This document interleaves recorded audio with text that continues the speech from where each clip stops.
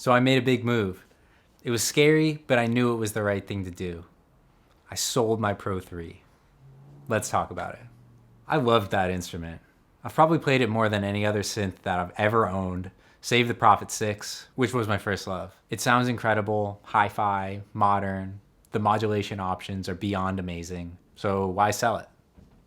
There were a few reasons. The first reason is the sound. I know I just said that it sounds amazing, and I meant it. But compared to my other two surviving monos, the Matriarch and the MS-20, the Pro 3 got consistently smoked. In bass, the Matriarch is the queen.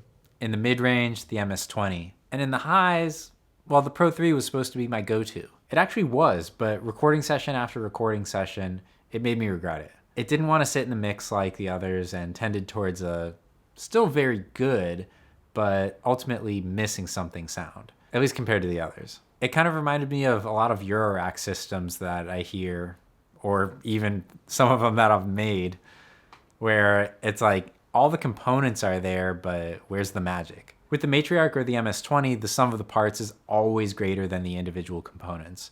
And compared to a standard like that, the Pro 3 consistently came up short.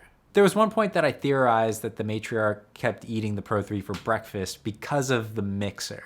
You know, the Matriarch has a mixer that clips asymmetrically, so it's a special kind of distortion, adds a little bit of vibe. But I made a pretty scientific video, you can check it out here, and the results weren't very convincing. The mixer alone didn't make that much of a difference. The filter alone doesn't make enough of a difference.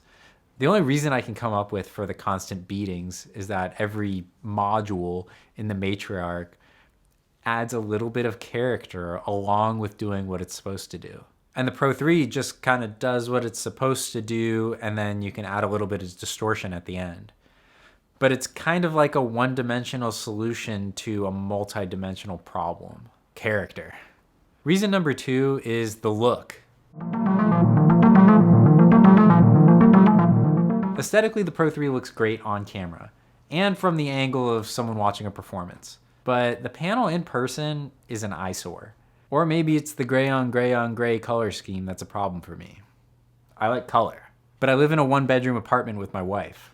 We're in my living room right now. If it doesn't look good, it's gotta go. What am I supposed to say? Baby, it's not excessive.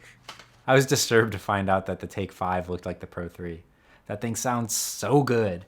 I would have bought one if it didn't look like it would bring me domestic issues. So those are the two main reasons that I sold my Pro 3. I had a few other small gripes, like the slew in the LFOs was hard to use and the mixer not being DC coupled. But despite what I've been focusing on in this video, I really did love it and would still recommend it to anyone playing live or to someone who wants a clean, neutral, but unabashedly analog sound with enough modulation to confuse even the most seasoned listeners. But alas, it wasn't a life partner for me. But what do you think of the Pro 3? Let me know in the comments. That's all for me. See ya.